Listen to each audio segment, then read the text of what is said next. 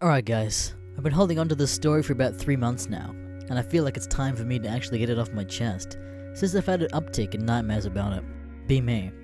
Go backpacking with my friend and his girlfriend. Let's call them Steve and Ali. Steve and I go backpacking all the time, but this was the first time we've gone with his girlfriend. Go to a trail in the middle of nowhere. It's supposed to be easy since it's Ali's first time. First day, hike 6 miles of the 21-mile trail. Ali complains the whole time about the trail being too long. We arrive at a clearing near a lake and decide to set up. Campsite has a great view of the lake. Just to clarify, Steve and I have fishing rods, but no guns or anything. Go fishing with Steve, but no luck with any fish. Eat nasty-ass freeze-dried food for dinner, since we couldn't catch anything. Go to bed early, since there was jack shit to do, other than fish. Steve and Ali had a tent to themselves, and I had a tent on my own. Doze off reading. Wake up at some point in the night. Hear wet footsteps, like if you feel boots, with water, and try to walk in them. Figure out it's Steve or Ali, going to take a piss or something. Hear the footsteps slosh into the lake. Unzip tent and look outside, since I don't know what the fuck is going on. See something in the lake. Look like a shiny rock, because the moon is reflecting off it.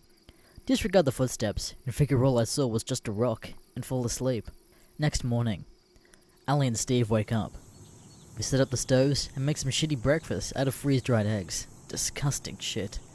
After awful breakfast, Steve and I go fishing again. This time, we notice there's a fish on the shore. Brook trout. 8 or 9 inches long, completely headless, and only the skin and tail is left. Steve and I browse eggs quite frequently, so we know to nope. Get back to cab, and tell Ali that we should leave soon. Ali throws a bitch fit and refuses to leave since 6 miles was enough. Steve sides with Ali, even though something mutilated a fish nearby. Whatever, probably just a random raccoon or some shit. Day goes slow as hell. Steve and I fish some more. Ali just sits at the camp, pouting, cause Steve actually wants to have fun. Didn't catch anything. Odd, but whatever. Ate granola bars and shit for lunch. Fish some more. Without hiking, the days were boring as fuck.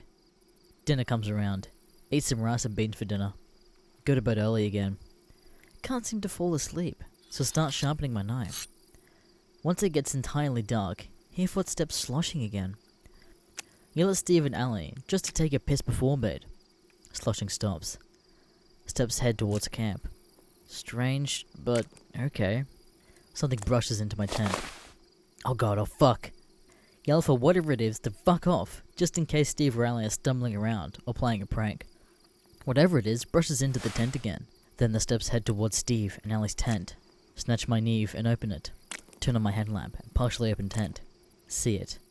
Imagine a dolphin, if it didn't have a face, or fins, or a tail. On 4 spindly ass legs with chicken-like feet.